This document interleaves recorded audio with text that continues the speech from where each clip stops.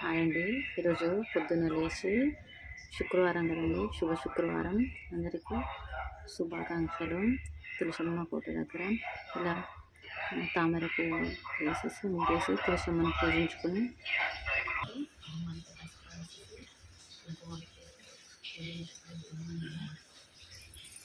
ఇలా కుటుంబానికి తర్వాత పూజ మందిరంలో వెళ్ళినానండి. పూజ మందిరంలో వచ్చి ఇలా దేవునికి దీపారాధన చేసినండి.